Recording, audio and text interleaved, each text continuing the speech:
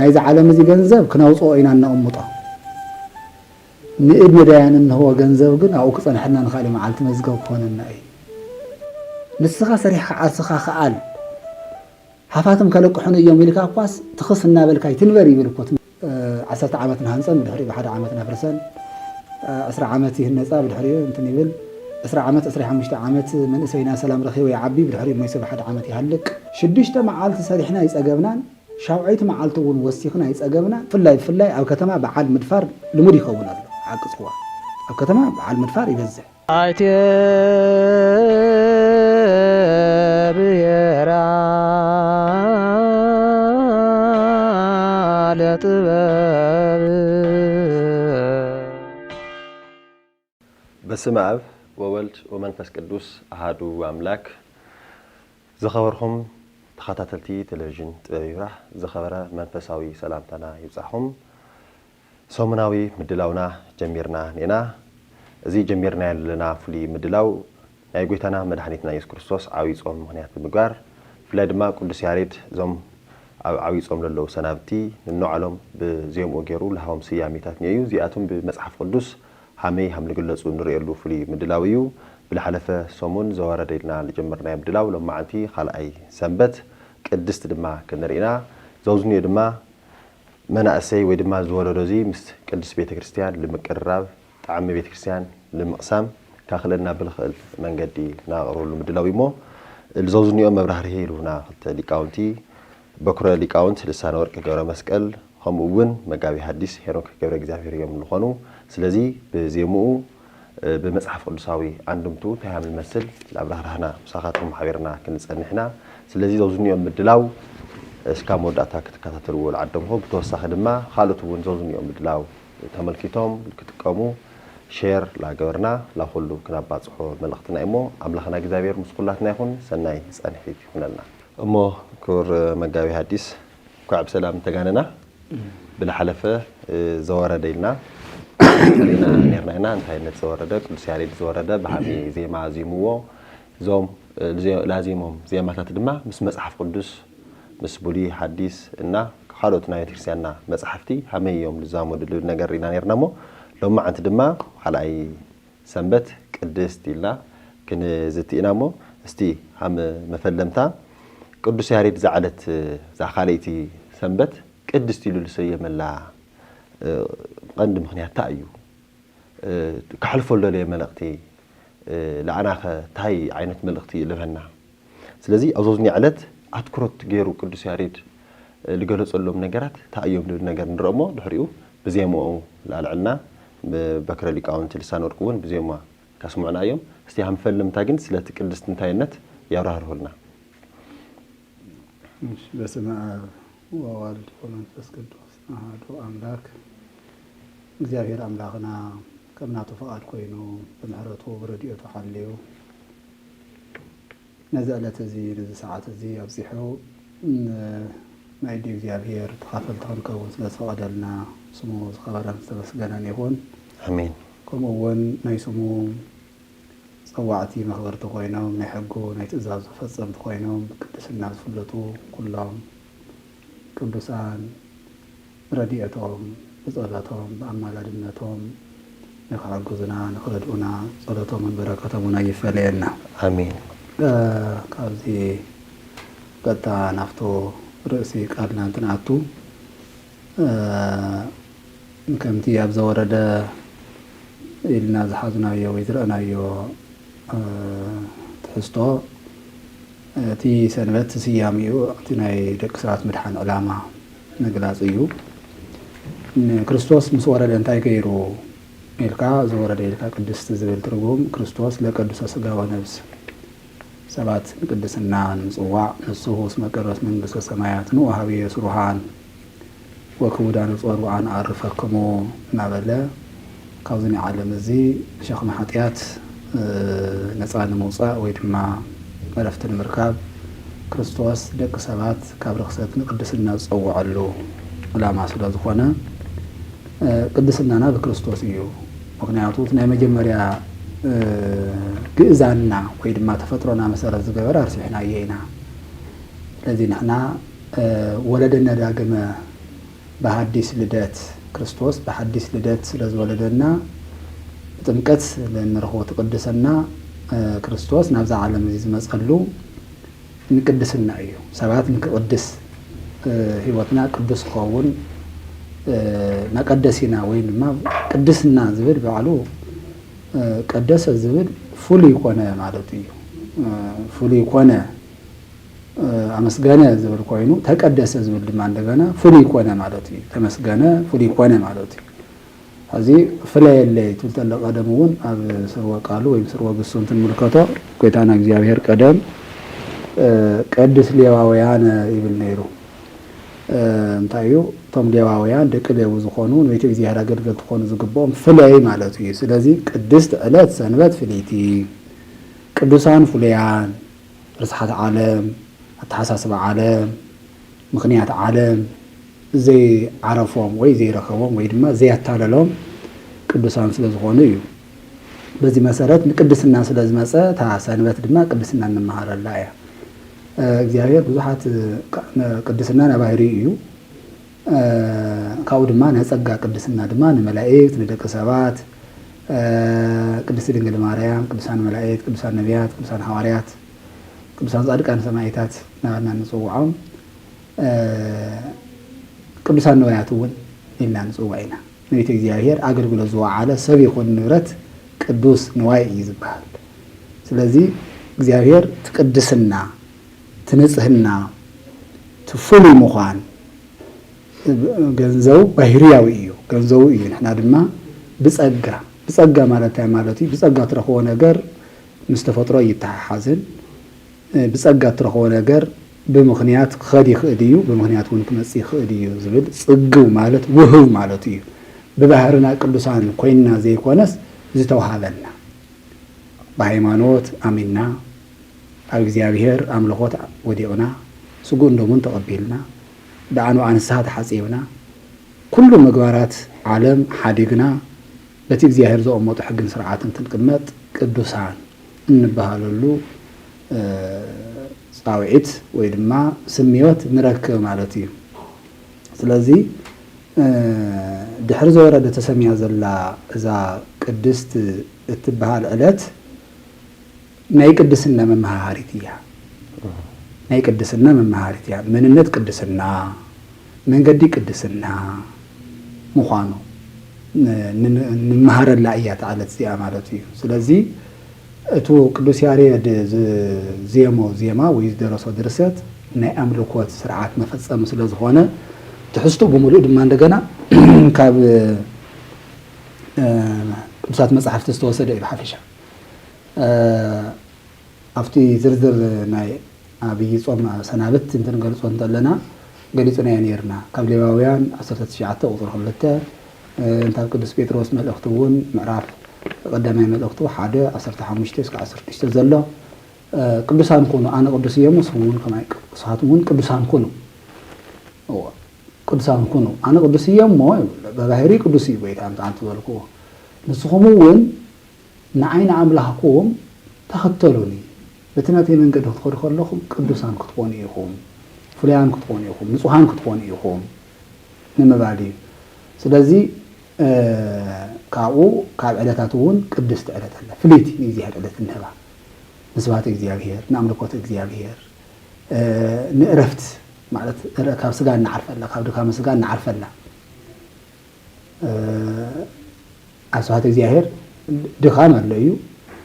ሰዓታት ማህሌት ቆይምካ ምሕዳር ለይቲ ጠጠው ኢልካ ምእመናን ምሁራን ሊቃውንት ካህናት ጠጠው ኢልካ ናይ ለይቲ ስብሐት እግዚአብሔር ኣብፅሕካ ቅዳሴ ቀዲስካ ትምህርቲ ተማሂርካ እዚኣቶም ብምሉእ ሰዓታት ንስጋድ ከምቲ እዮም እንትኾነ ግን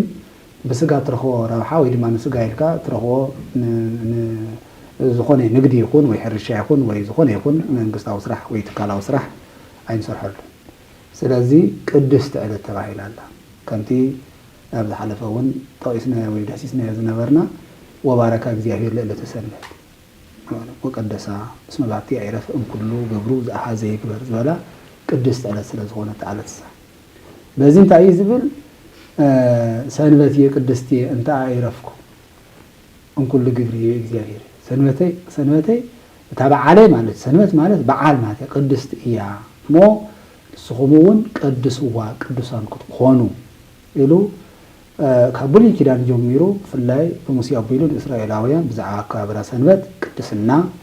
ፍሉያን ምዃን ብንጽሕ ስጋ ንጽሕ ነብስ ምሕላው ውሽጣዊ ንጽሕ ስጋ ንጽሕ ነብስ ማለት ወይ ድማ ንጽሕ ልቦና ንጽሕ ህሊና ንጽሕ ስጋ ምሕላው እዚኦም እቶም 10 ማዕርጋት መትሕዝቲ እዮም እዚኣቶም ብምልኦም እሞ እዚኣቶም ንምሕላው እንመሃረሉ እንርድአሉ ምስጢር መንገሪ እዩ ቅድስት ዝብል ጠቕላላ ሓፈሻዊ ናባህሪ ቅድስና ፈሊና ንፈልጠሉ ነፀጋ ቅድስና እውን ፈሊና ንፈልጠሉ መንገዲ ቅድስና እውን ፈሊና ንፈልጠሉ ብሓፈሻ ፍሉያት ይኹን ሓዲሳት ስለ ቅድስና ዝነግርዎ ኣስተምህሮ ዝጠቕለለ መምሃሪ ዕለት ኢድ ቅዱስ ያሬድ ሰይሞም ይጥዋ ዘሎ ማለት እዩ ጽቡቕ መምህርና መጋቢ ሐዲስ ሄኖክ ቃል ሕይወት የስምዕና ስለዚ እንታይነት ቅድስት ዝዓለት እዚኣ ብቅዱስ ያሬድ ልምንታይ ተሰየመት ያው ገሊጾምልና ኔው ኩራት ተመልከትና ኸዚ ድማ ቅዱስ ያሬድ ሃመገሩ ስለዛ ዕለት እዚኣ ስለ ቅድስት ኢሉ ተሰየመ ዕለት ብዙም ወገሩ ሃመገሩ ሃምልገለጸ ድማ ካብ በኩረ ሊቃውንት ልሳነ ወርቅ ድምጺ ከነሰምዕና ሞ ተመሊስና ድማ ስለቲ ዜማ እንታይነት መጽሐፍ ቅዱስ ምትሓዙ ክንሪና لو نحلفكم بسم الله وولد ومنفس قدوس أحد أملاك زلعلم سلاسية أو زوردة كم زولنا بدقامين كعلفتو قدستي بسلام أبصحنا أبصحكم أجمع مرؤو كمتو بزوردة تقص زبلنايو أقات أمي خلو كاينو لوا تفلتو والله ناي قدس ياريد مويا ناي قدس ياريد أوقات يقرفت نشتي ساعات زي أبت بيت كريستيان وين حدا ساعات جميرنا كسكاب زوجح تودي يفلتن لمثالي حدا سنوات زبصح 50 وكليتو قنياتها ليله سنوات زولو السو كزي كابزن 50 يخلتي زولا مسغاناتات حمشت الاخلاقوني تقصناي كله كاين تقص جن ساعات سلازيونا جن خا تناي بيت كريستيان وشتي نشتي حدا حملا غيرنا المجمر لاكل خاز بنشته تجمرنا قسلانا مستلمه دمو كله لاوصك خديو لبنا اكل جماري الاكل بي ناي زورد زولنا يخزي ساتن مالت يሆናይ ናይ ቅድስቱን ከማይና ንሽቲ ታ መዝሙር አራራት መዝሙር ዝል ዘሎ ንሽቲ ከነስምዒና ሞ ብጽሞና ተሓታተልና ሃሌሉያ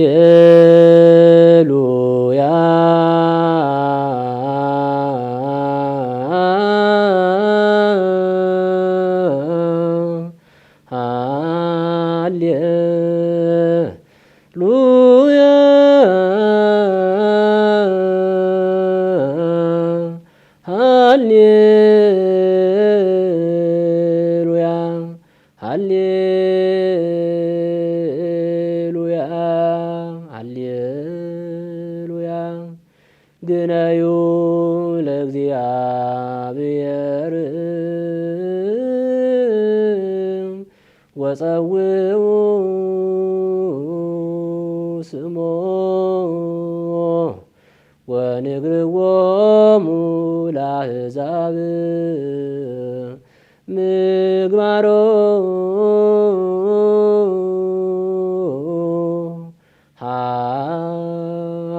ስብሐተ ለስሙ አክብሩ ሰንበተ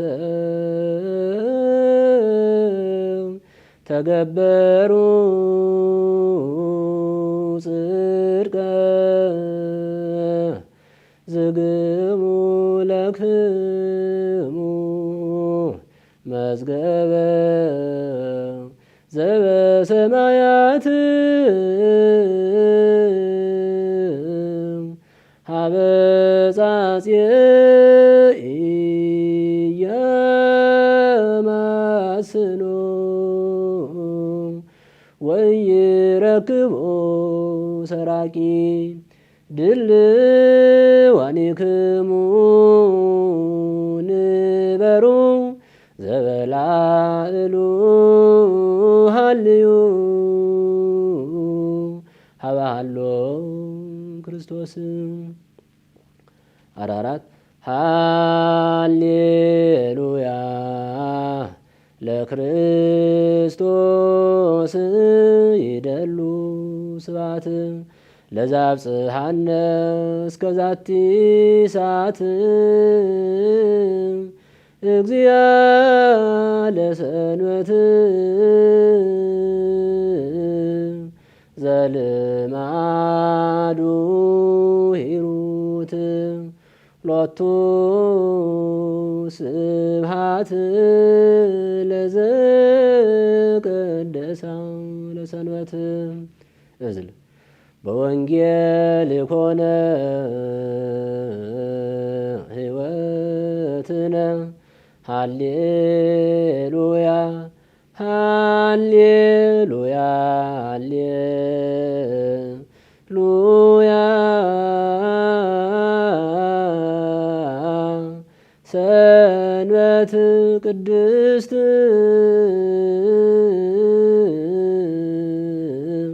ለውሉደ ሰብእ መድኃኒት ለሙታን መንሥኤ አቡን ሃሌሉያ ኢትዝግቡ መዝገበ ዘበምድር ዝግቡ ለክሙ መዝገበ ዘበሰማት ሀበይ በሊ ወይይማስን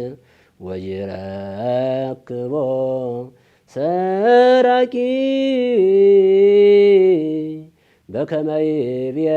በነቢይ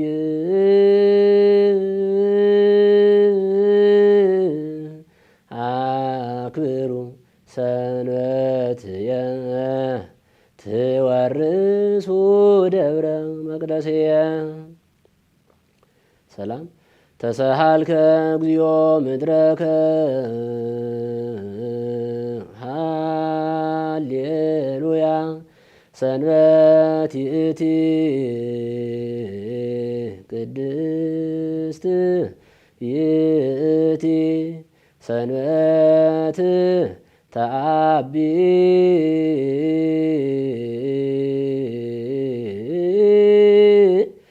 እምኩሉ ዕለት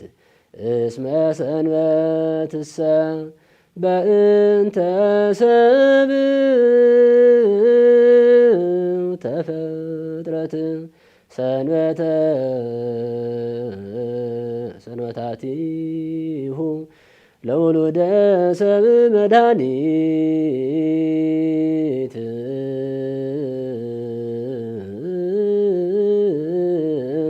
ጽዮን ቅድስት ሰላማዊት ታስተርኢ እምርሁቅ ከማይቶት። እሺ ቦክረ ሊቃውንት ልሳነ ወርቅ ዝማሬ መላእክት ተስምዕልና ዝማሬ መላእክት ተስምዕልና ኩራት ተመልከትና ሓምቲ ሰማዕናዮ ቅዱስ ያሬድ ኣብዛ ዓለት እዚኣ ሓመይ ስለ ቅድስና ሓምል ገለጻ ብዜማ ያው ሰሚዕና የኔና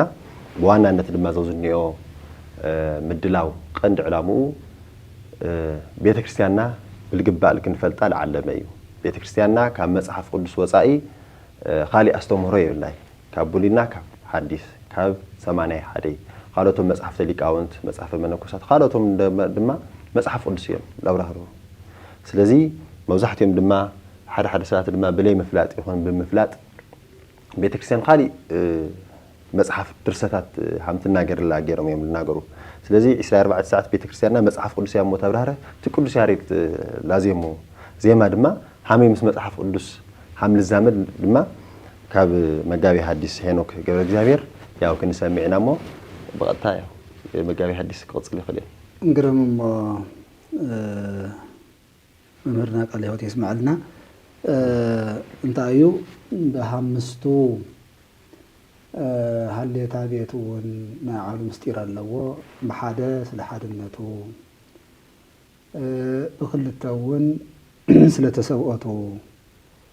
ብሰለስተ ስለ ሰለስትነቱ በርባዕተ ድማ እንደገና ስለ አርባዕቱ ጸወርተ መንበር፣ አርባዕቱ ማዕዝነ ዓለም፣ አርባዕቱ ባህርያት ስጋ፣ አርባዕቱ ጠባየ ባህርያት ስጋ ማለት እዩ። አርባዕቱ ወንጌላውያን እና በለ ምስጢራዊ ምሳሌ ያለው እዚ ሕዚ በአምስቱ እናተባለ ዝፍለጥ ሃልየት እዩ። ዝኸዚ ዝተዘመረ ድማ እንግዲህ መዝሙሩ በአምስቱ እንትባል ተሎ ሓሙሽተ ሃልየቱ ድማ እንደገና ስለ ሓሙሽቱ ቅንዋት ወይ ስለ ሓሙሽተ አዕማደ ምስጢር። በርግጽ ምስጢራት ክልተ እዮም ምስጢረ ስላሴ ምስጢረ ስጋዌ ነው። ኣብ ምስጢረ ስጋዌ ምስጢረ ጥምቀት ኣሎ፣ ምስጢረ ቁርባን ኣሎ፣ ምስጢረ ትንሣኤ ሙታን ኣሎ። እንትኾነ ግን በትልሙድ አነጋግራ ሓሙሽቱ አዕማድ ወፈቅድ እንግር ሓሙሽተ ስለ ዝበለ ቅዱስ ጳውሎስ ተላዒሉ ሓሙሽተ አዕማደ ምስጢር እናተባሃለ ንመሃሮ ኢና። ስለዚ በአምስቱ ሃልየታ ዘለዎ ቅዱስ ያሬድ ሊቁ እንቆ ብርሃን እንቆ ቤተ ክርስቲያን ዝኾነ ቅዱስ አቦና ካብ ብሉያትን ካብ ሐዲሳትን ዝወሰደ እዩ። ፈለማ ግነዩ ለእግዚአብሔር ወፀውኡ ስሞ ወንግርዎሙ ለአሕዛብ ምግባሮ ኢሉ ዝተናገሮ እንታይ ቀዳማይ ዜና መዋዕል ምዕራፍ 16 ቁጥር 8 ዝወሰደ እዩ። እዚኣ ቃል ብቃል ቅዱስ ዳዊት እውን ይገልጾ እዩ። እንትኾነ ግን ሙሉእ ብሙሉእ ስብሃተ ማህሌ ዘደቂቀ እስራኤል ዝበሃል አርእስተ ኣሎ። እስራኤላውያን እቶም ደቂቀ እስራኤል ኣብቲ ኢየሩሳሌም ቤተ መቅደሱ ኮይኖም አሕዛብ ዝኸበብዎም ስብሐተ እግዚአብሔር ዘይፈልጡ ህዝብታት ዝኸበብዎም ሰባት ስለ ዝነበሩ ግነዩ ለእግዚአብሔር ወፀውኡ ስሞ ንእግዚአብሔር ስሙ እናፀውዕኹም አመስግኑ ወንግርዎሙ ለአሕዛብ ምግባሮ ነቶም አሕዛብ ስራሕ እግዚአብሔር ግብሪ እግዚአብሔር ጥበብ እግዚአብሔር ንገርዎም ሃው ስብሐተ ለስሙ ንጣዖት ንፍጡራን ንእደሰብ ገብሮ ንሰብ ዝሰርሖ ስራሕ ዘይስርሒት ንጣዖት ዘይኮነስ ሃው ስብሐተ ለስሙ አምላኽና ሰማይን ምድርን ዝፈጠረካ ጎይታ እግዚአብሔር ካብ ዘይምንባር ናብ ምንባር ዘምጻኻና በአምሳልካ በአርአያኻ በክብርኻ ኣብዚ ኣምጺኻ ዘንበርካና ኩሉ ዘለና ነገር ኣማሊኻ ዝሃብካና ኩሉ ብስርዓት ስርዓተ ሰማይ ስርዓተ ምድር ጌርካ ዝሃብካና አምላኽና ኢልኩም ንስሙ ምስጋና ሃው ኢልሞ ቀጺሎ አክብሩ ሰንበተ ተገበሩ ጽድቅ አክብሩ ሰንበተ ድማ ካብ ብሉይ ኪዳን ኣብ ዘጸአት ኣብ ሌዋውያን ኣብ ነህምያ ኣብ ዝተፈላለዩ መጽሓፍቲ ሰንበት ኣኽብሩ ዝብል ዓብይ ትእዛዝ እዩ። ባዕሉ እውን ካብቲ ዘጸአት 20 እውን ባዕሉ ሰንበት ኣኽብራ ዝብል ትእዛዝ እውን ካብኡ ብምውሳድ እዩ። ብምቕጻል ዝግብለኩም መዝገበ ዘበሰማያት እንትብል ናብ ሓድሽ ኪዳን መፅእ እንደገና ከዓ እዚ ድማ ኣብ ወንጌለ ማቴዎስ እንረኽቦ እዩ ማለት እዩ። ዝግብለኩም መዝገበ ዘበሰማያት ድማ ምዕራፍ 6 ተጻሒፉ ንረኽቦ እዩ።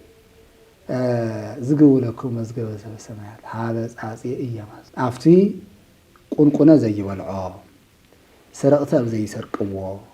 ብልዒ ኣብ ዘየበላሽዎ ብኽዳን ይኹን እንታይ እዩ ዝብለና ዘሎ ሕዚ ሰረቕቲ ኣብ ዘይሰርቅዎ ሃበ ጻጼ እያማስነ ይረክቦ ሰራቂ ጻጼ ማለት ቁንቁነ ይኹን ንኣብነት ነቐዝ ንእኽሊ ያጠቅዕ ብልዒ ዝበሃል ድማ እንደገና ክዳውንቲ የበላሹ ሌባ ድማ እንደገና ንኩሎም ይሰርቆ ነቶም ክዳውንቲ ይኹኑ ነቶም እኽሊ ይኹኑ ንገንዘብ ይኹን ይሰርቕ። ስለዚ ኣብዚ ኣብ ዘይብሎ ኣብ ኢድ እግዚአብሔር ወይ ድማ ኣብ ናይ እግዚአብሔር መዝገብ ኣብ ናይ እግዚአብሔር ባንኪ ገንዘብኹም ኣክቡ ወይ ድማ ገንዘብኹም ኣብኡ ሰብስቡ። ናይዚ ዓለም እዚ ገንዘብ ክናውፅኦ ኢና ነቕምጦ ንእድ ነዳያን እንህቦ ገንዘብ ግን ኣብኡ ክፀንሐና ንኻልእ መዓልቲ መዝገብ ክኾነና እዩ። ኣቅድሙ ስንቀክሙ ዝብሎ እውን ነዚ እዩ። ስለዚ ካብቲ ሓደ ምግባረ ሃይማኖት ምጽዋት ስለ ዝኾነ ብዛዕባ ምጽዋት ይነግረና ዘሎ ካብ ሓድሽ ኪዳን ኣምፂኡ ጎይታና ኢየሱስ ክርስቶስ ዝግብሎ ኢትዝግቡ መዝገበ ዘበምድር ኢሉ ብዘስተምሃሮ ዝግብለኩም መዝገበ ዘበሰማያት ሃበ ጻጼ ይረክቦ ሰራቂ ኢሉ ቀፂሉ ካብ ጳውሎስ መልእክቲ ኤፌሶን ምዕራፍ 3 ድማ እንደገና ብዝገርም ካብ ቁፅሪ 1 ከዓ 2 ዝተገለጸ ድማ ድልዋኒኩም ሃሉ ዘበላ ኢልሃሉ ድልዋኒኩም ሃሉ ዘበላ ኢልሃሉ ሃበሃሎ ክርስቶስ ቅዱስ ጳውሎስ እንታይ እዩ ዝብል ወመሰ ተንሳኤኩም ምስለ ክርስቶስ ህሱ ዘላኢሉ ዘላኢሉ ሃልዩ ወአኮ ዘበምድር ምድራዊ ዘይኮነ ሰማያዊ ሕሰው። ስለዚ ና ምድሪ እዚ ንሕና ይኮንና ተጨኒቕና ፈጢርናዮ ንሕና ይኮንና ኣምፂናዮ። ምክንያቱ ብፈሪሃ እግዚአብሔር ብፍቕሪ ብሓድነት ብስምምዕ እንድሕር ተጠቒምናሉስ ኣብ ምድሪ ዘሎ ብምሉኡ ካብ ሰማይ ዝመፀ ኣይኮነን። ኣብ ምድሪ ንዓና ይህብና ኣብ ምድሪ ዘሎ ንምድራውያን ፀጋ ኮይኑ ተዋሂቡ ማዩ ኣትክልቱ ኣዝርእቱ መሬቱ ወርቁ ማእድኑ ኩሉ ነገር እንስሳቱ ብምልኦም ንዓና ውህብቶ ኮይኖም ተባሂሉ እንታይ ዝለና ዘሎ ግን ኣብዚ ምድሪ እዚ እንትትነብሩ ተለኹም ነታ ትነብሩ ኣለኹም ዓለም እናሓሰብኩም ንኣ እናሸለምኩም ኣብኡ ጥራሕ ዝረኸብኩም ጥዑም መብልዕ መስተ እናሓሰብኩም ምንባር ዘይኮነ ሰማያዊ ሓሳብ ሓስብ ሰማያዊ ገዛኹም ሕሰቡ ምክንያቱ ወዲ ሰብ ከይዱ ኣብ ቅድሚኡ ዓብዪ ዕዳ እኒአዎ ነቲ ዓለም ከምዘይነበረሉ ነቲ ዓለም ከምዘይገዘፀሉ ነቲ ዓለም ከምዘይዘለለሉ ተመሊሱ መካነ መቃብር ዝሰፍረሉ ሰዓት ኣሎ እሱ ጉዕዞ እዩ ስለዚ ስጋ ናብ መቃብር ተኣቱ ተሎ ነብስ ናብ እግዚኣብሔር እያ ትቐይር በዚ ድማ እንደገና ኣብ ትንሳኤ ዘጉባኤ ድማ ነብስና ምስ ስጋና ተዋሂዱ ተስኢና ከዓ እንደገና ዋጋና ክንቅበል ኢና እቱ ናይ እግዚኣብሔር ዕላማ ኩላትና መንግስቲ ክንወርስ እዩ መፅኡ ቤዛ ኮይኑ ተሰቂሉ ስግኡ ደሙ ሂቡ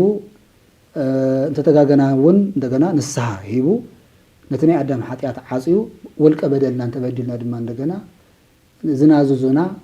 ቀኑና ዝህቡና ቅፅዓት ዝህቡና ካህናት ስልጣነ ክህነት ሂቡ ኣብ ምድሪ ዝኣሰርኩም ኣብ ሰማይ እሱር እዩ ኣብ ምድሪ ዝፈታሕኩም ኣብ ሰማይ ፍቱሕ እዩ ኢሉ ኣብ ምድሪ ናይ እግዚኣብሔር ስልጣን ሒዞም ንሰማያዊ ገዛ በሪ ምኽፋትን ምዕፃውን ስልጣን ዝተዋሃቦም ካህናት ሒዝና እንደገና መንገዲ እግዚኣብሔር ክንሓስብ ሰማያዊ ገዛ ክንሓስብ ኣብ ሰማይ ገዛና ክንሰርሕ ስለዚ ምድራዊ እዚ ገዛ ጥራሕ ዘይኮነስ እዚ ምድሪ እዚ ናይ ስጋ ገዛ እዩ ብስጋ ንነብረሉ እዩ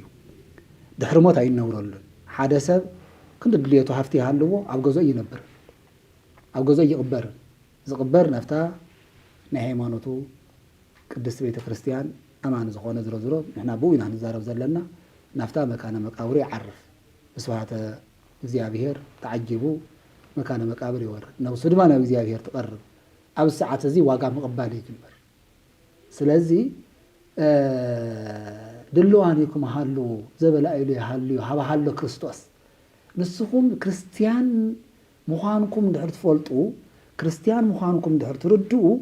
ኣብቲ ዓለም ዘሎ ፀጋ ዘይኮነስ ኣብቲ ክርስቶስ ዘለዎ ቦታ ሓስቡ ይብል ስለዚ ካብ ዜና መዋኢል ካብ ወንጌለ ማቴዎስ እንታብ መልእክቲ ጳውሎስ ኣቃሚሙ ንትመዝሙር ዘሚርዎ ድልዋኒኩም ሃሉ ዘበላኢሉ ሃልዩ ሃባሃሎ ክርስቶስ ኢሉ ብሉይን ሓዲስን ኣጣሚሩ ነጊርና ቅዱስ ያሬድ ስለዚ ሞያ ቅዱስ ያሬድ እውን እግረ መንገዱ ስኡሉ ተራድርሰት ከም ዘይኮነ እቶም ሊቃውንትና ይፈልጥዎ እዮም እቲ ዓለም ካሊእ ማሕበረሰብ ተመልካቲ ግን ሞያ ቅዱስ ያሬድ ክፈልጥ ኣለዎ ስለዚ ዜማ ቤተ ክርስቲያን እቲ ዝዝየም ዘሎ ዜማ ኣስተምህሮን ምስጢርን ትርጉምን ዝሓዘ ምዃኑ መጽሓፍ ቅዱሳዊ ዜማ ምዃኑ ስኡሉ ብሃበ ተረኸበ ማንም ደራሲ መፅኡ ስኡሉ ግጥም ዘለዎ ቤት ዘለዎ ገጢምዎ ዘይኮነስ ነቶም ብሉያትን ሓዲሳትን እዩ ናብ ዜማ ቀሚርዎም ዘሎ ዝብል ነገር ርድኢት ክፍጠር ዝብል ሓሳበይ ክገልጽ ካብዚ ቀፂሉ ድማ እንደገና ተዓራራት ለክርስቶስ ይደሉ ስብሃት ለዛ ኣብፅሓን እስከ ዛቲ ሰዓት እግዚአ ለሰንበት ዘለማዱ ሂሩት ለዘቀደሳ ለሰንበት እዚ ከዓ ከምቲ ኣብ ዘወረደ ዝዳሰስናዮ ብተመሳሳሊ ኣብ ጎስኣ ምስ በልና ንእትዮ ጎስኣ ማለት ኣብ ከመይ ያፈቅር እቲ ምዕራፍ መወድስ ትበፅሕ እንተሎ ዝኣቱ እዩ እሞ ካብቲ ፆመ ድጓ ዝተወሰደ ቃል እዩ ባዕሉ እዚ ከዓ እንታይ እዩ ዘሎ ለክርስቶስ ይደሉ ስብሃት ለዛ ኣብፅሓን እስከ ዛቲ ሰዓት ብጣዕሚ ዝገርም ነገር ኣብ ዓለም ዓመት በዓል ትኾን ተሎ ዓብይ በዓል እንትኸውን ተሎ ዓብይ ነገር ትህሉ እንተሎ እዩ ክዓብፅሐኩም ዝበሃል መፅሓፍቲ እንተተመልኪትናዮም ግን ነታ ሰዓት ክዓብፅሐኩም እዮም ዝብሉ ስለዚ ለክርስቶስ ይደሉ ለዛ ኣብፅሓና እስከ ዛቲ ሰዓት ነቲ ለዛ ሰዓት እዚኣ ዘብፅሓና ንክርስቶስ ለ ማለት ለዛ ኣብፅሓና ለክርስቶስ ልብል ለክርስቶስ ለዘረድኣነ እዚ ናይ ቅኔ ኣገባብ ምሁራን ይፈልጥዎ እዮም ለናለ ሓደ ወገን ገሊፅካ ይበሃል ለክርስቶስ ዘኣብፅሓና እስከ ዛቲ ሰዓት ማለት እዩ ነዚ ነዛ ሰዓት እዚኣ ንዘብፅሓና ንክርስቶስ ሎቱ ስብሓት ክብሪ ምስጋና ይብፅሓዮ እግዚአ ለሰንበት ነቲ እቲ ናይ ሰንበት ጎይታ ይብል ኣለኩ እግዚአ ለሰንበት ዋዕዋሃለ መሬት ናታውን ስለ ዝገለፅ ዘልማዱ ሂሩት ማለት ርህራሄ የውሃነት ልግሲ ለዘቀደሳ ለሰንበት ነዛ ሰንበት እዚኣ ዝቐደሳ ክብር ምስጋና ይብጽሐዩ ነዛ ሰነዚያ ዝቀደሰ የዋህነት ርህራሄ ገንዘውን ዝኾነ ነዛ ሰዓት እዚኣ ንዘብጽሐና ንክርስቶስ ምስጋና ይብጽሐዩ ኢሉ ከዓ እንደገና ምስጋና ይቀርባሉ ማለት እዩ አንቶ ምስጢር ነገርና ምኽሪ ነገርና ሕግ ነገርና ኣብዚ ድማ እንደገና ምስጋና ይቀርባሉ ማለት እዩ ቀፂሉ በወንጀል ኮነ ህይወትና ዝብል እዝል ድማ እንደገና እንትና ህሌታ ዘማይከል ዝበሃሉ ዚውን ኣብ ምስጢር ኣለዎ ናይ ድጓ ሊቃውንት ዝገልጽዎ ገላልጽ ኣለዎ በወንጀል ኮነ ህይወትና ማለት በወንጀል ህይወትና በወንጀል እዩ ማለት ክርስቶስ መጽኡ ብዘስተማሃሮ ክርስቶስ መጽኡ ብዘርአየና መንገዲ ክርስቶስ መጽኡ ብዝገበረ ህይወት ኢና ንሕና ህይወት ሰሪዕና ህይወት እንትበሃል ተሎ ህይወት መልአካዊ ህይወት እንስሳዊ ህይወት ሰብአዊ ኣሎ ህይወት መልአካዊ ሓደ ግዜ በተፈጥሮ ይወሃዎ ሞት ዘይስማዕምዖ ዘይመውት እዩ ህይወት እንስሳዊ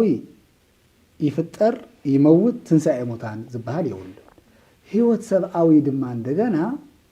በተፈጥሮ ይወሃዎ ብሞት ይፍለይ ነፍሱ ካብ ስጉእ ትፍለይ እንደገና በትንሣኤ ዘጉባኤ ድማ ዝትስኢ ስለዚ ህይወትና በወንጌል ኮነ ማዕታ ማለት እዩ ብስራትና ድሕነትና በወንጀል ተነገረ በወንጀል በህገ ወንጀል ድሕር አሜንና በምግባረ ወንጀል ድሕር ጸኒዕና ኢና ንሕና ዘለዓለማዊ ህይወት ዝህልወና ንምንታይ ወንጌል ታይ ስለዝለና በክርስቶስ እመኑ بسم أول من فيس قدوس تطمعوا نسها أتايو سجاين دمين تقبلوا نزل على هيوت اللهكم سلازي هيوتنا بقدوس وإنجيل أستمر أخوانا دحريد ما نسنوتي تقصى الله وسنوات ما عندنا حدا كافتن بهججات حدا سنوات كريستيان أبز حزق زين نخبر زلنا ناي كريستوس تنسى مسألة غيرنا عنا تنسى إن حسبنا أن نخبرها سنوات كريستوس كم زعل سزيا بدأ سنوات زيا تسأ متسؤول ما عندنا تنسى كم مهرنا تنسؤ سقاتينا كريستوسي ناي سقانا متسأ كم مهرنا من تان تسأ برسو موت زملكاته ويما زقبوه وينا يكون تايدا مويت كم تسأ كرينا 5 متن سوكونا مو لكن هذا ما ناي متسؤ كنجرنا كمهرنا أيو زبل مالتي سلازي بوينجلو كون هيوتنا سنوات كبرت إلو كبرا تقدسنا نمجلاس استطعموا دما إزل إلنا ويدما بإزل الملكة سمعنا لنا مالتي بزي ما إزلو كسيلو تعاون دما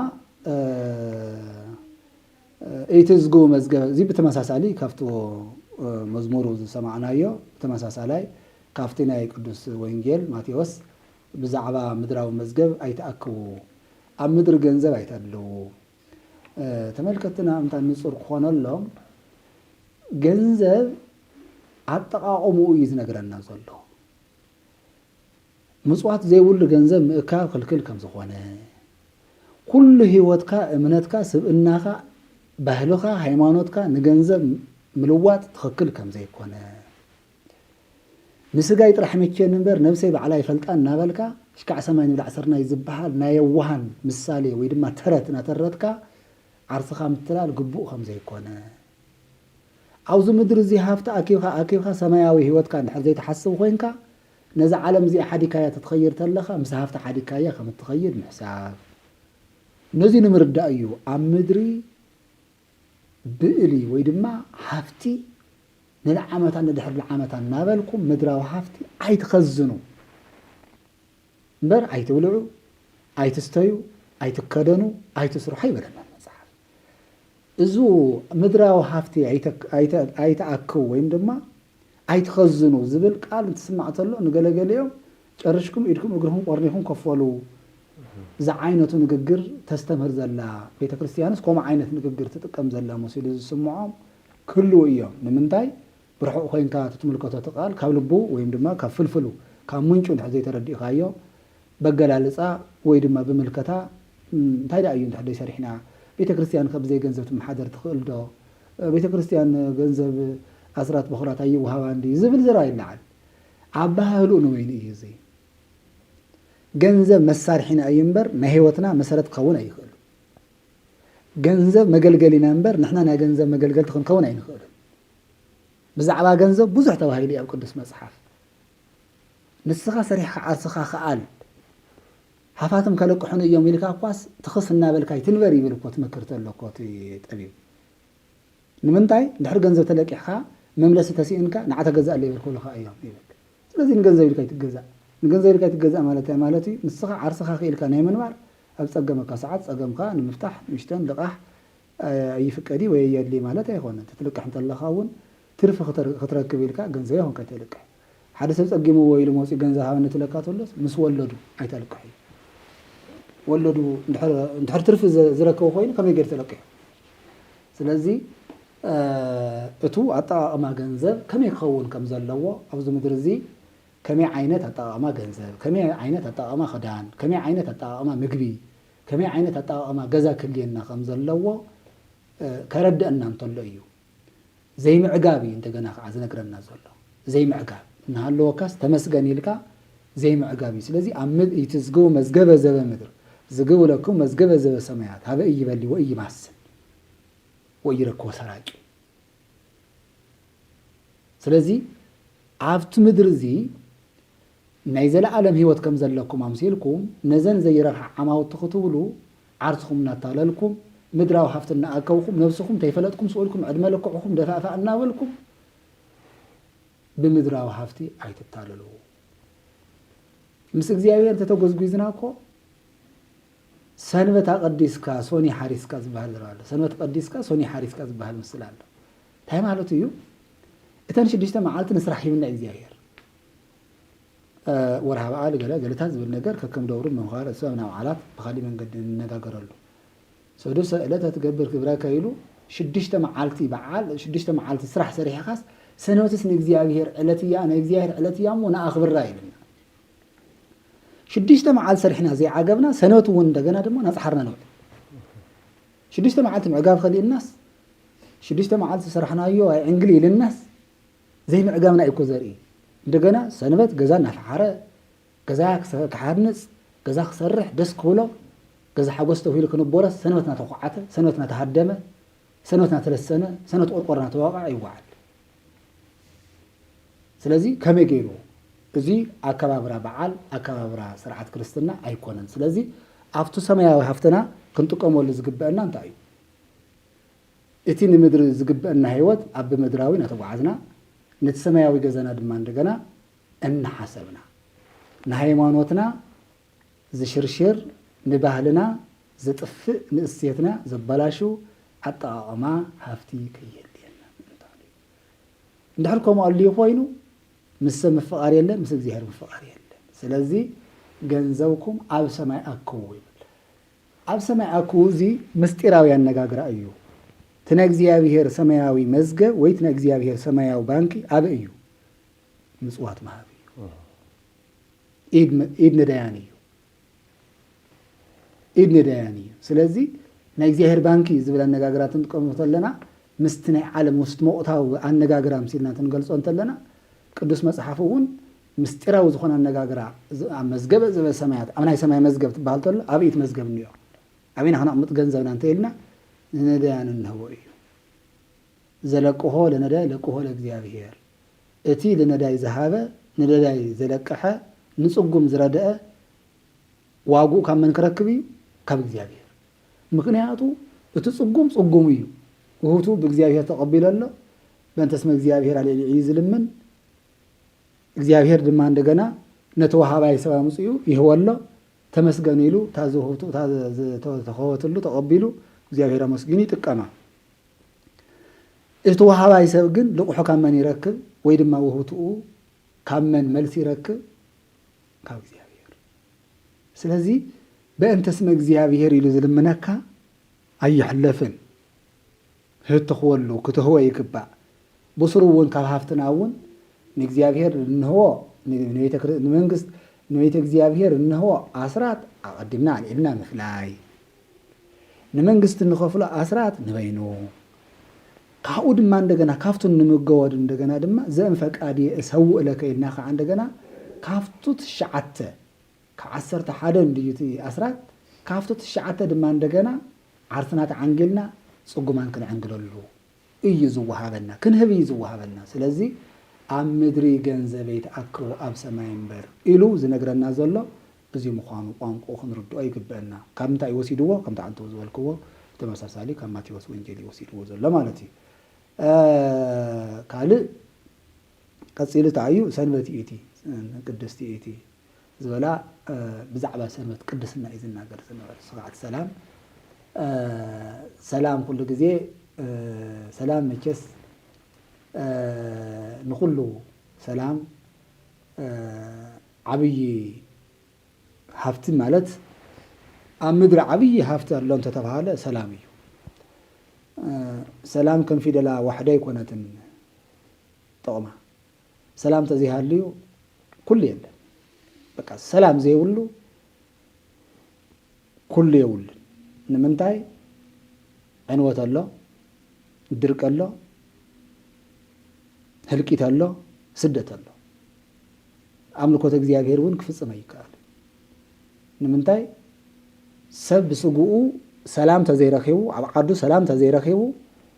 ብስነ ስርዓት ወይም ብዝግባእ መንገዲ ማሕበራዊ ናብሩ ክመርሕ ቤተ እግዚአብሔር ከገልግል ዓዲ ከለምዕ ኣይኽእልን ብዛዕባ ሰላም ጥቕሙን ጉድኣቱን ሰላም ምስኣን ክንደየናይ ኣጸጋሚ ከም ዝኾነ ንዓና ንተጋሩ ብፍላይ حدش نجر أيقوننا كلاتنا بزيكاتهم أما حسن زلوا حصاناتن أما كابر زلوا موتان تزيكوينهم بتحزل لنا يوم وقتي فلتنا كلاتنا زحلفنا يوم بزمن مون بزح نجر نحلفنا هنا مسينا كم تعدل تخوينهم بزح أبعدنا فويل كذا حلف سلام زلوا نسلام وزي تعدلنا نمثل بحد قصو انتهيت على سنوات كم زفتنا 10 عامتنا هنسن بدحري بحد عامتنا فرسن 10 عامتي النساء بدحري انتني 10 عامات 15 عامات من اسينا سلام رخي ويعبي بالحريم ما يسبح حد عامات يهلك كم زي عينت ويننا هناك قدوس ياريد معصو زيمو معصو مسقانو سلام يزل انتاي سلام እግዚአብሔር ክንትረክብ እንታ ማለት እሞ ሰንበት ቅድስት ለወልደሰ መድኃኒት ይሉ እታ ንወድሰ መድኃኒት ሰንበት ቅድስት ዝኾነት ክነኽብራ ክንቅድሳ ክነመስግና عرفت كنرخبنا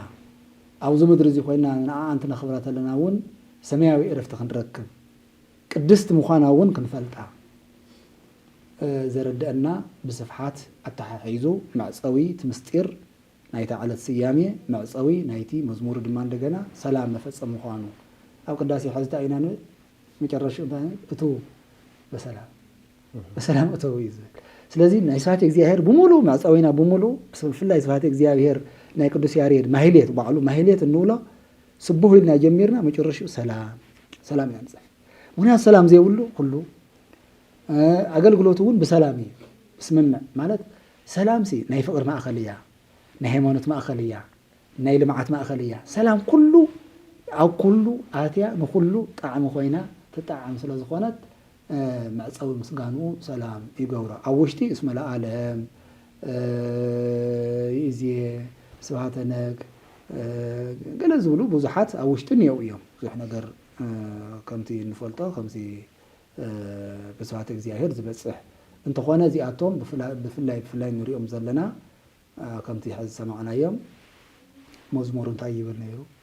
آراي طيب الآراتو أزل طيب النيرو أون طيب النيرو سلام طيب النير كاوي خطوسيدو زبل نجر زي حصل بزول مالكعو تتحستو ناي ياريد تتحستو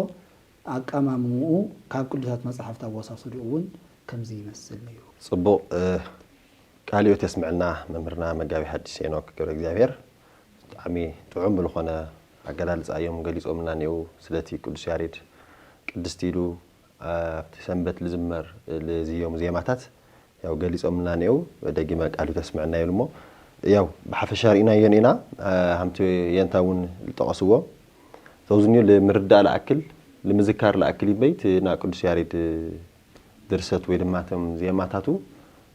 በሐጽር ሰዓት ሁሉም ተብራሪም ልውዱ ይሆኒ ማለት እዩ አፍት ቤተክርስቲያን ኳስ ብዙሕ ሰብ ጊዜ ሕጽረት ኳስ ለሐልፉን የውየም ማለት እዩ عم متقاللي سنبت البلون لا تقصد يا رب يوم أنت في مبرهر يا أمه قدسنا علة سنبتي هم جرنا أنا أميرنا ربحنا نحن التفترنا له لقدسنا أيو لصدقيو نا እግዚአብሔር አምላኽና ለክርስቶስ ክንመስል ይሞ ትቅድስ الناس አብዕለ ሰንበት ሃመን ገርና ኢና ንርብሕሉ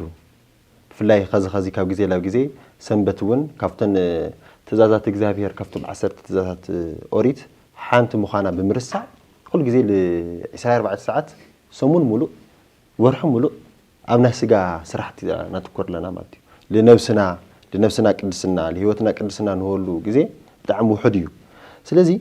ሰንበት ለነቅድስና ስራሕ አምፍላይ ታይና ክንገብር ልግበና ክንርዶል ግበና ነገር ታዩ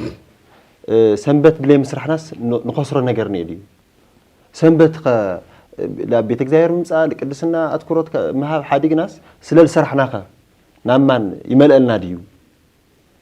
አይኒ ይላዋጽና ለነፍስና ንሕና ወና እግዚአብሔር ፍጡራን ሃሙኻና መጠን ሰንበት ካብ ቤተ እግዚአብሔር ተፈልይኻ በመስራሕናኸ ንርብሕ ነገር ነይዲ ስለዚህ ንሕና ሃም ክርስቲያን ለቅድስና ናስ ኖ ጊዜስ አንደይ ላክል ይኮን ልግቦ ሰንበት ኻሜና ክንጥቀማል ግባል ነገር አጣቃሊሎም ለመብራሪ ያውልና መገበያ ዲስ ግሩም ሰንበት በሐጺሩ እንታዩ እግዚአብሔር ሽድሽተ መዓልቲ ፍጥረታት ፈጢሩ ተሻውዒተ መዓልቲ ንዕረፍቲ ዘቐመጣ ቀዳሚት ሰንበት ንብላያ ቀዳሚት ሰንበት በህጊ ነዛና ሕዝት መስላእያ በአካባቢራ ድማ እንደገና ሕዝና ኽብራ ዘለና ሰንበተ ክርስቲያንያ ስለዚህ ቀዳሚት ሰንበት ሰንበተ አይሁድያ ሕዝ ድማ እንደገና ታ ሰንበት ንብላ ዘለና ሰንበተ ክርስቲያን እዚኣ እንታይ ማለት ያ ክርስቶስ ካብ ሞት ዝተሰአላ ዓባይ ዕለት እያ ዛቲ ዕለት ዓባይ ወክብርቲ እዛ ዕለት እዚኣ ዓባይን ክብርትን እያ ካብ ኩለን ዕለታት ክብርቲ እያ ዓብይ ምስጢር ዝተፈጸመላ እያ ንናይ ሐዲስ ኪዳን ስርዓት ንናይ ሐዲስ ኪዳን በዓላት መሰረት እያ ስለዚህ ንሕና እንታይ ክንገብር ኣለና ንምንታይ ኢና ነፍልኽ ንኣቱ ዘለና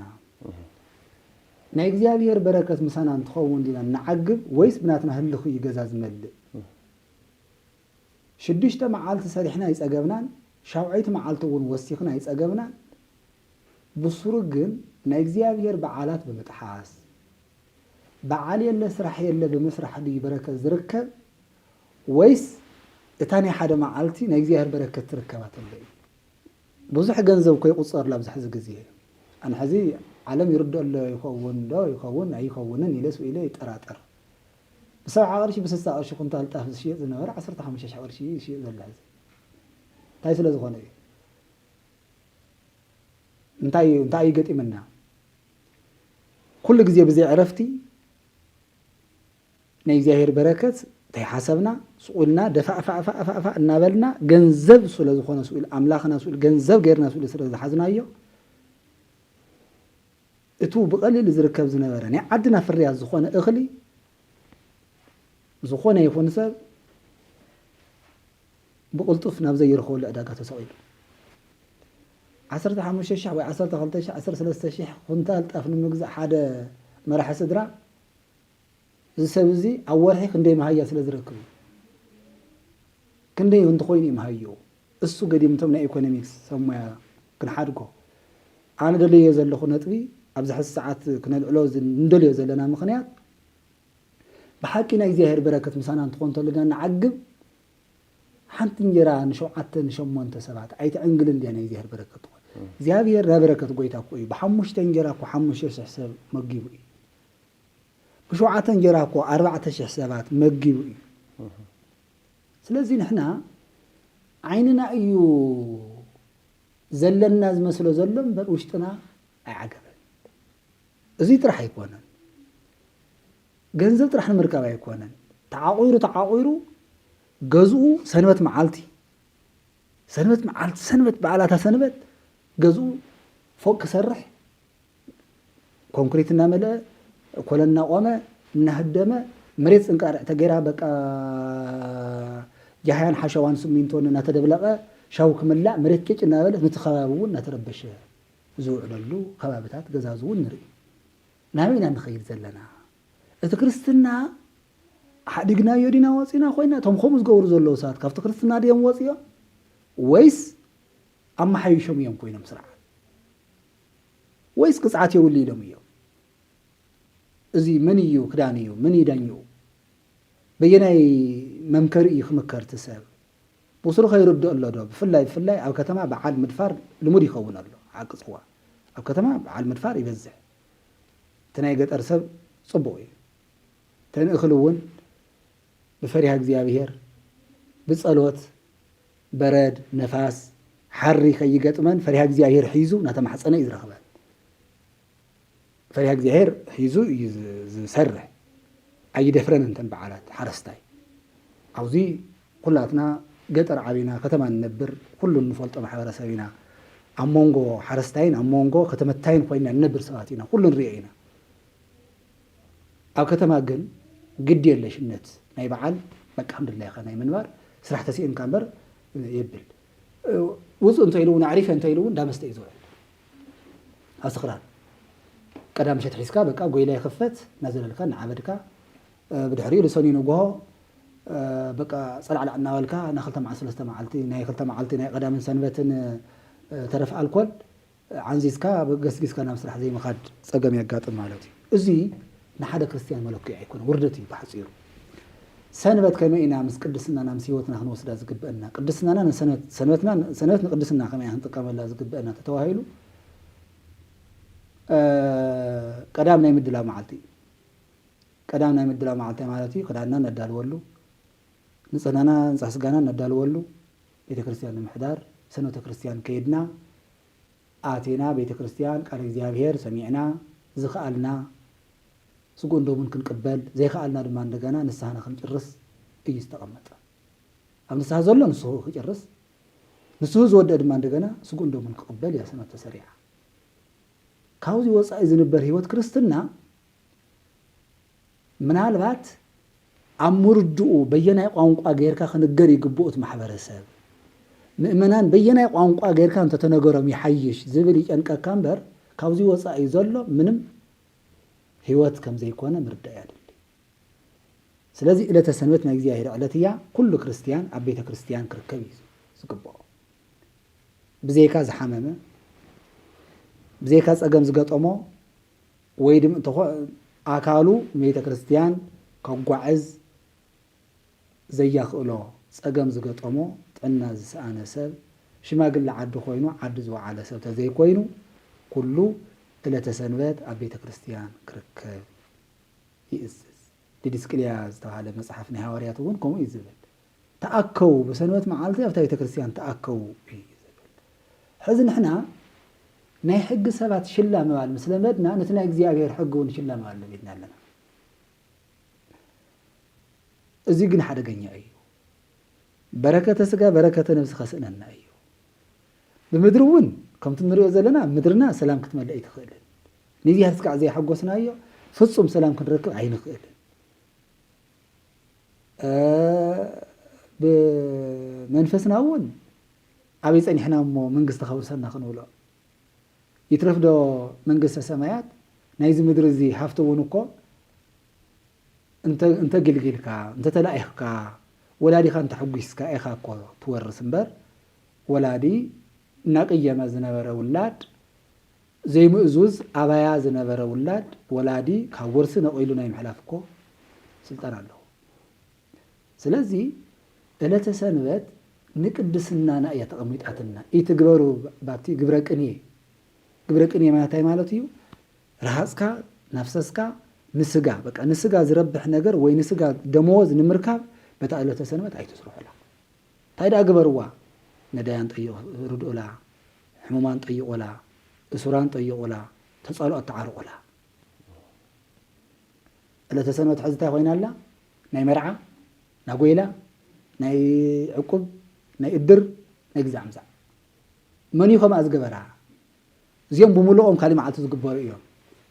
ኣይተረፍደ ካሊእ መርዓ እውን በዕለተ ሰንበት ኣይፍቀድን እዚ ኩሉ ሰብ ይፍለጦ ማለት ተክሊል ይፍፀም እዩ ጎይላ ግን ኣይግበር ሕዚ ዕለተ ሰንበት ብጎይላ ነፀመት እያ ትውዕል ዘላ እቲ ናይ ኣበው መፅሓፍቲ ንመልከቶ ሞ ትፍቲ መንፈሳዊ ሞ ንርእዮ ብዕለተ ሰንበት ሳብ ሕዚ ንሕና ብዛዕባናሉ ከባብታት ብምሉ ቶም ገዳማውያን ቦታት ሊቃውንቲ ዝነበርዎ ሰንበት መርዓ ጎይላን ትገብሩ ይርና ስሜን እንፈልጥ ኣይግበር ነው ስታሕስ ንዓረፍቲያ መዓልቲ ተረኺባ ተባሂላ ሕልፍ ዓሊፍስ ክርስትና ኳስ ብመዓልቱ ዓርቢ ወይ ቀድሚኡ እንተ ነይርስ ንሰንበት ስሒብካ ምንታን ዋሕንዛሕ ክምችም እንታን ንብልዑታ ስተይታ ንጫውጫው ክምችም እንታን ንመንታርቦ ክምችም እንታን ሳሰንበት ክብራ ሲኢና عرفت سئنا يعني عرفت النبرتس عرفت سئنا يعني تسنوت ون بعلا ولا نتصبوا لصالح سوون كوينا عنكفات نخونا زلنا قوم نقبر سبعات عرسنا حويسنا مستو زيد حنا سبب غيرنا مخن الزارب اتو دخمتنا ياتنا وناتنا ونخون يخل نديو لومي مكركهن قلا عبيلكا زرأي له حق እግዚአብሔር انت نبب سؤالك هم ترى حق عالم غيركا مرآي سؤالك عششتا مفتقر اب محبرسب يلمدل خزي حاتيات نتلمد بالخدا قصري حاتيات يسرح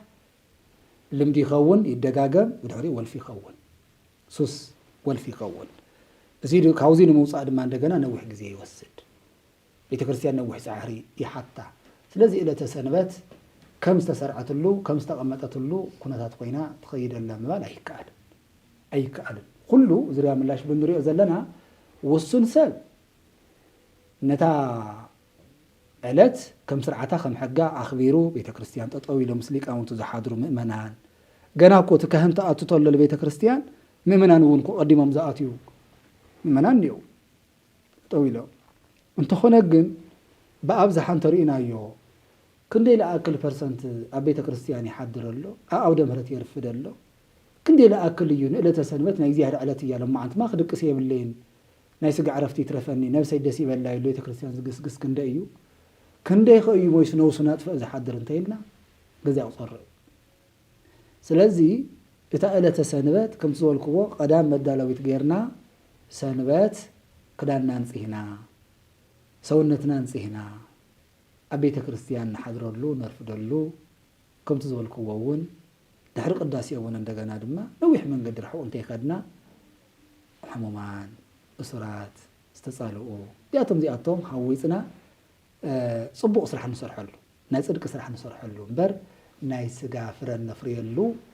ስጋና ንምዕንጋል እትወት ንምርካብ እንሰርሐሉ ስራሕ ኣይኸውንን ዕለተ ሰንበት ከምዚ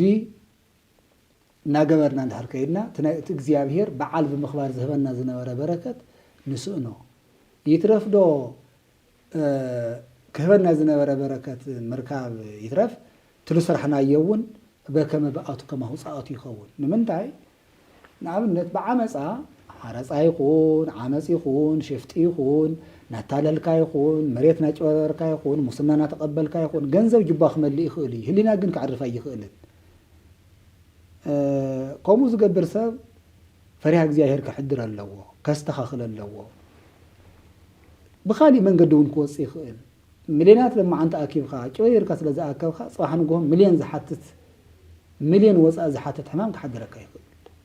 ምክንያቱ ናይ ሓጢኣት ሓጢኣት እዩ ናይ ርስሓት ርስሓት እዩ እግዚኣብሔር ዘይድሰተሉ ገንዘብ ከዚንካ ልብኻ እፍ ኢልዋ ክትዓርፍ ኣይትኽእልን እዚ እውን ኮ እዩ ኣብቲ ወንጌል ሉቃስ ተጻሒፉ ንረኽቦ ሓደ ሰነፍ ሰብኣይ ሓረስታይ ነይሩሲ ዓዲ ተመችዎ ዓዲ ተስማዕሚዕዎ ግራቱ እውን ጽቡቕ ሕርሻ ነይሩዎ ወደለዎ ብሄር ይብል ዓዲ ተቐቢልዎ ዝዘርኦ ዘርኢ ፈሪሉ ጽቡቕ እቶት ረኺቡ ድሕሪ ርኢ ምስ ኣበለተ እኽሊ እንታይ በለ ነሰት መዛግብቲ ዘተካት ኣሃንፅ ካላ እዩ ዝናይ ቀደም ገዛውቲ ኣፍሪሰ ካልኦት ሓደሽቲ መዛግብቲ ሰሪሐ ወይ ድማ ቆፎታት መኽዝን ሰሪሐ ገዛይ ክመልኦ እየ ድሕሪ ወእብላ ለነፍሲ እንከሰ ብልኢ ወኣይርፊ ዛቅረብ ንከሰ እብላ ለነፍሲ ኣይርፊ ወብልኢ ዛቅረብ ክለይክ ክብላ እየ በለ እግዚኣብሔር ይብከሎ ተይበለስ ነብሰይ እየ ብልዕ ስተይ ደስ ይበልክ ክብላ እየ ብድሕሪኡ ደስ ይልኒ ክበልዕ ክሰቲ እየ በለ ይብሎሞ ብድሕሪኡ እንታይ ኢሉ ዓብዲ ኣንታ ሰነፍ መፅኡ እንታይ ይበሎ ይብል ብድሕሪኡ ኣንታ ሰነፍ ከምዚ ትብል ዘለኻ እቲ ሕዚ ኣኪብካዮ ዘለኻ ንመን ክኸውን እዩ ለማዓንቲ ነብስኻ ካብ ስጋ ክፈልዮም ክወስድዎ እዮም በሎ ከምዚ ናይ ዓመፅ ገንዘብ ኩሉ ከምዚ እዩ ኢልና መጨረሻ ድሕሪ ከመዝ እንትኡቱ ከመዝ ኩሉ ብእሉ ናይዚ ዓለም እዚ ኣብዚ ዝእክብ ዘበለ ብምሉኡ ስኢሉ ዓፈጥፈጥ እናበለ ዝእክብ ዘበለ ስኢሉ سسعة زحادرة لابلا بمولو كمزي يحفتو يأكومبر أي ولعن كويس لنا زلا يأكومبر أي ولعن يتفرهو لسب سوي بزه كبر بيته وسوي نسبسي حفت أكبة جنزب خمرة تعي بمخدانو تعي ماكينة بمتحازو زي أي تفرح أيوه بقى مخنيات اسمه يورد مثله وسط عالم أبويه وصير سونا مقابر تورد طلع مصي يورد بقى كخبر كفرحان زقبقه كإግዚአብሔር مخبر بمخانو سلامه سب بمخانو تهتنا زلوا بمخانو ناي ጸሎት سب بمخانو مفكر يسب بمخانو سب زي قالل بمخانو نسب معرب سب زري مخانو دخا زي يبدل فرد زي يጓድል مخانو ري خامبر صولكا ገንዘብ ያለውም ብዙብል ነገር ግን የተፈራው ለሰብ ሰው ይበዛ ክብረ ቤቱ ወዘው ይሉ ቅዱስ ዳዊትን ተናገረው እሞ እዛና ይዛ ዓለም እዚያ ብዕል ሰፋጢት ዛሸናፊ ተሐፍት እዚያ ዛመታለል ተሐፍት እዚያ አመቃብር ወሪዳ ዘይት አገዘና ተማሊ በሊዕኹም ይኹም እሞ ስጋኹም ይጠንክር ተማሊ በሊዕኹም ይኹም እሞ አጽሙኹም ይጠንክር ይለ አመቃብር መጽያ ዘይት አገዘና ዓለም ከይተታለና እንታን ቅዱስናና كنخبر إلى تسنبات أصواماتنا بعالاتنا أصواماتن بعالاتن كنحلوان بعالون انفساو بعال خون صبوق بمسرح كنبعلو كنا أهيزام تيكونا اتصومون تيتسكقنا كيتبلنا نبلع نستيسقول تيكونا كوشتنا برانا جميرو سرعة تصوم كنخبر كابزخونا يخون نصومنا زراخص نجر كنعقب بعالة سنبتنا ون عندنا دما كابويلا كابدانكيرا كابزموت كابسخران كابزخونه يكون توقطينا انت اريمنا عبيت እግዚአብሔር ግዚያና كنحلف نندا مستن نندا مزناغعن كيدنا نحلفو سغاوي دستا حديغنا نت منفساو دستانا سغانا نفسنا نزعنقل تنبيت እግዚአብሔር عرفت ስለዝኾነ ናቤተ ክርስቲያን ክንግስግስ ነቶም ዝጥቀሙ ዘለው ሰባት አብነት ክንገብሮም እዩ ዝግበአና ዝብል ሐሳብየ ክገልጾ ዝደሊ እሺ ቅረታና ቃልዮት ያስመዕልና መምህርና መጋቤ ሐዲስ ሄኖክ ገብረ እግዚአብሔር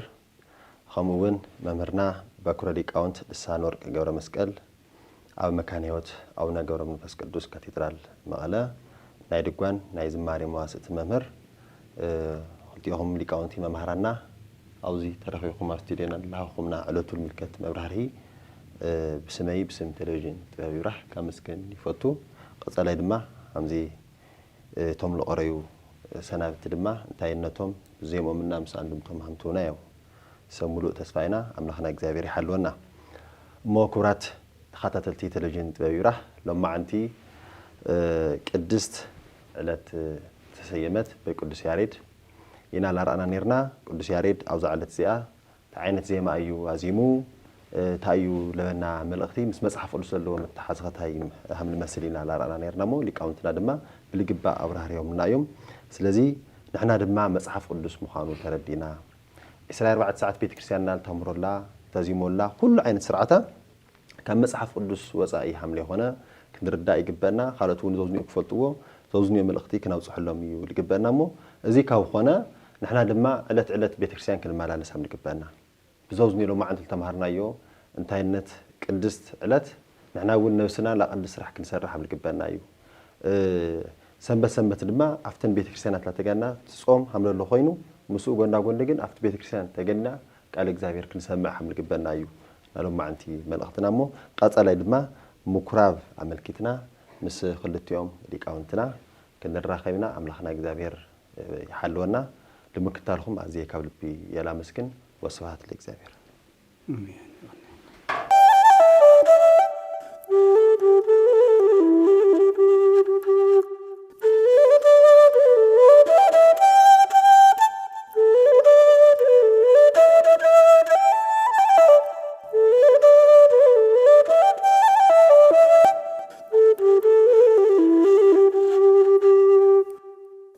አይቴ